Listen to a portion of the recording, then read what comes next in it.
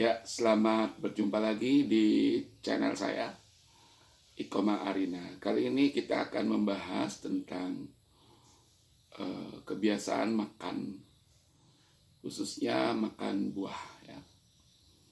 Makan beraneka ragam buah itu sangat baik untuk memenuhi kebutuhan nutrisi, khususnya zat gula yang bagus, ya, dan vitamin seperti vitamin A, vitamin C, vitamin B2, vitamin B6, serta garam-garam mineral yang penting untuk tubuh kita, misalnya kalsium, kalium, natrium, zinc, mangan, dan sebagainya.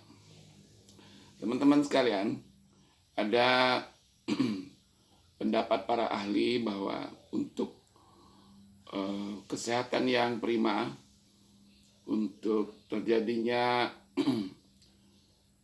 fungsi organ yang optimal, dalam artian sehat dan umur panjang, diperlukan pembuluh darah yang bersih.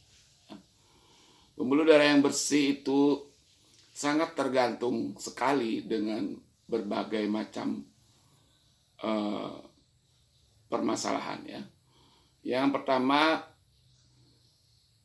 pembuluh darah itu akan sangat mudah menjadi tidak bersih alias kotor apabila asupan makanan kita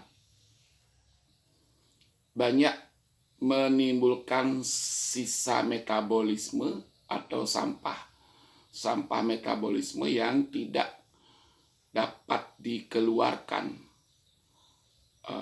dengan sempurna oleh organ-organ eliminasi sampah kita, seperti ginjal, hati, paru-paru, keringat, dan sebagainya.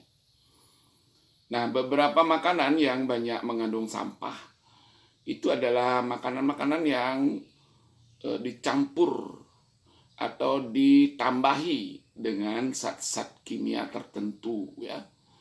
Misalnya untuk pewarna, untuk perasa, untuk perisa, supaya makanan itu lebih menarik. Atau makanan-makanan yang banyak mengandung protein yang berlebihan, dan apabila tubuh kita kurang siap untuk mencernanya dengan sempurna, maka protein itu akan menimbulkan sampah yang banyak dan menyebabkan pembuluh darah kita menjadi relatif kurang bersih. Kotornya pembuluh darah itu juga bisa disebabkan oleh polutan atau pencemaran seperti pencemaran air, ya. Kalau air yang mengandung zat-zat kimia berbahaya, atau pencemaran udara yang kita hirup langsung, misalnya udara yang mengandung timbal atau mengandung gas-gas berbahaya. Teman-teman sekalian, kalau menurut pelajaran ilmu fisiologi, sebenarnya tubuh itu sudah mampu untuk merawat dirinya sendiri, untuk membersihkan dirinya sendiri dalam batas-batas tertentu.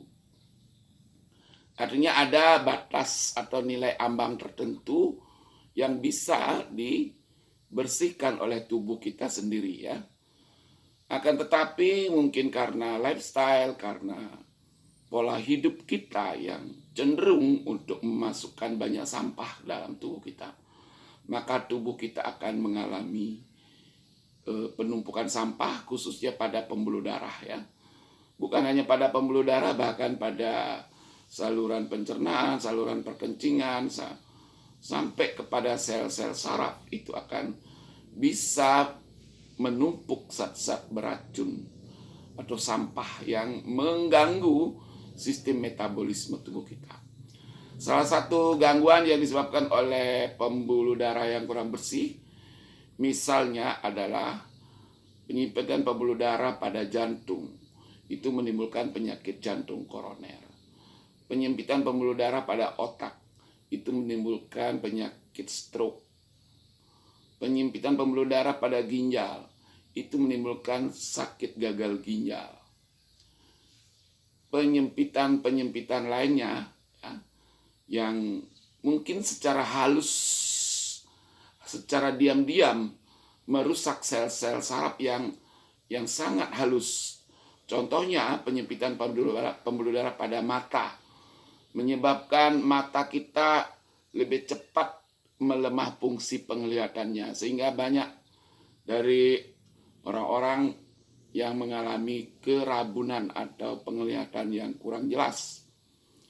Bisa juga penyempitan pembuluh darah pada pembuluh darah ujung kaki atau ujung tangan yang menyebabkan kebas-kebas atau kram-kram karena menurunnya aliran darah, dan otomatis bagian ujung tubuh kita tidak akan mendapatkan sel-sel nutrisi atau oksigen yang cukup.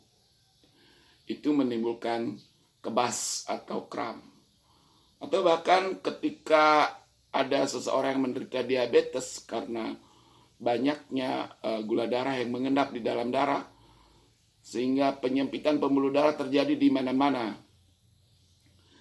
Nah, teman-teman sekalian, kalau kata para ahli, kalau kita mau umur lebih panjang, lebih awet, maka salah satu upaya kita adalah dengan membersihkan pembuluh darah. Bagaimana caranya? Nah, ini anjuran para ahli gizi, para dokter. Kita mengkonsumsi buah seperti ini ya. Buah, ini ada buah beraneka ragam, ada pepaya, ada jeruk, ada pisang. Nah, ini mentahnya ya. Nah, teman-teman sekalian, tentu saja buah yang harus kita pilih adalah buah yang beraneka ragam ya. Kalau bisa buah itu adalah buah yang berasal dari daerah kita sendiri ya.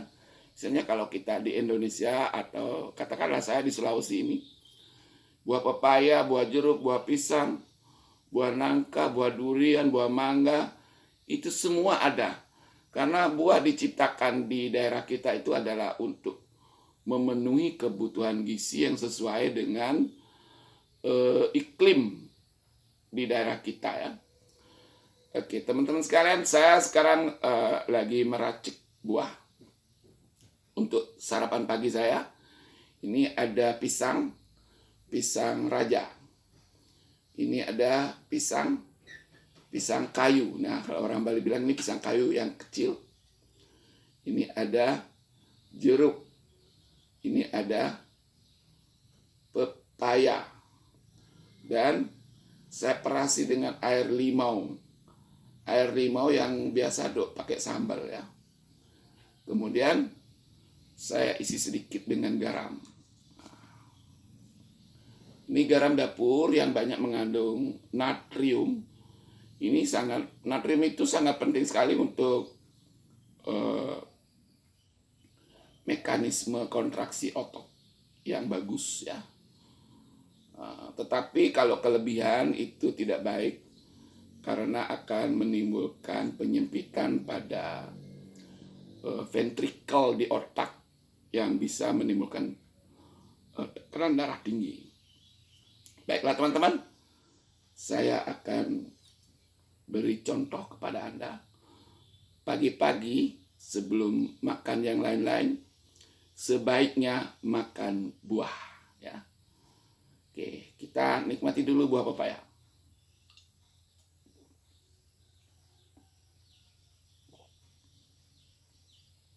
Wah, rasanya unik karena ada garam sedikit, ada peresan air limau yang pakai sambal itu enak loh. Kemudian ini pisang kayu, leluhur kami bawa dari Bali. Sekarang sudah banyak di Sulawesi, khususnya di Tolai. Kita tanam di kebun. Pisang ini tidak pakai pupuk organik ya. Dia berbuah begitu saja. Dan buahnya cukup banyak.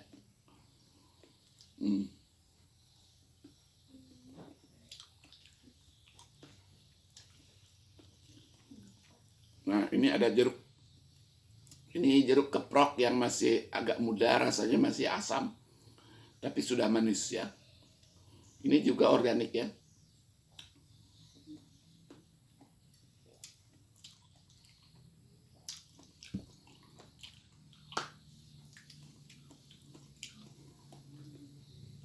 Oke teman-teman, salam hidup sehat.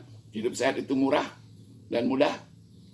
Kalau Anda merawat kesehatan, maka saya yakin Anda akan hidup lebih sehat di hari tua. Terima kasih atas perhatian Anda. Kalau Anda suka dengan video ini, silakan di like. Bagi yang belum subscribe, silakan subscribe.